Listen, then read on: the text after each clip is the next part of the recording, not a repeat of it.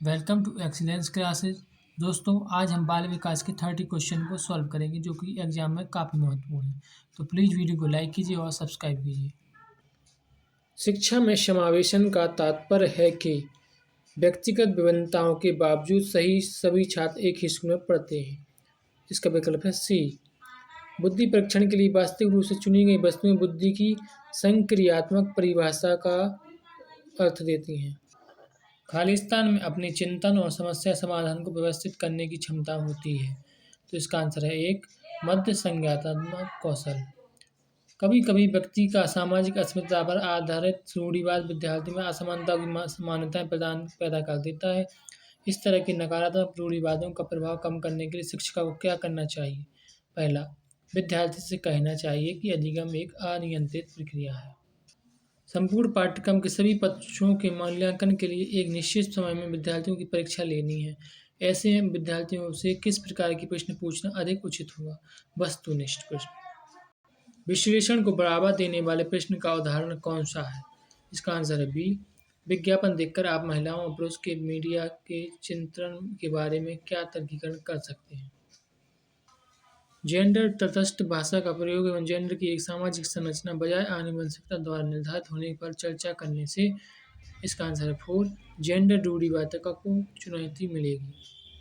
विद्यार्थियों के चलचित्र देखने के संबंध में आपकी क्या राय है? इसका आंसर है सी। अच्छे चलचित्र ही देखने चाहिए जो विद्यार्थियों को पॉजिटिव एनर्जी के साथ आगे बढ़ाए। संवेदी गतिशील अवस्था पियाजे की संज्ञानात्मक विकास की कौन सी अवस्था है? इसका आंसर है पहली अवस्था। बच्चों के मूल्यांकन के बारे में निम्नलिखित में से कौन सा कथन सही नहीं है? इसका आंसर है बी। मूल्यांकन हमेशा शिक्षण अधिगम से अलग गतिविधि के रूप में किया जाना चाहिए। कथन ए, अर्थपूर्ण अधिगम के लिए नई सामग्री को बच्चों के मौजूदा ज्ञान से जोड़ना जरूरी है। कारण आर, अधिगम एक रेखीय तरीके से होता है। ए सही है लेकिन आर गलत है क्योंकि अधिगम एक चक्रीय प्रक्रिया होती है।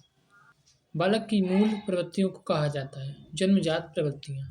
कक्ष में अधिगम समस्या उत्पन्न करने बालक वे बालक होते हैं जिनकी बुद्धि लब्धि न्यून होती है। सीखने की प्रक्रिया में अभिप्रेरणा सी शिक्षार्थियों में सीखने के प्रति रुचि का विकास करती है। निम्नलिखित में से कौन बालक केंद्रित कक्षा को नहीं दर्शाता है? इसका विकल्प है सी। शिक्षक पाठ्यपुस्तक पढ़ता है और छात्रों की नकल करने के लिए श्यामपट्ट पर उत्तर लिखता है। बाल्यावस्था में बच्चों के बिना उद्देश्य इधर उधर घूमने की प्रवृत्ति होती है।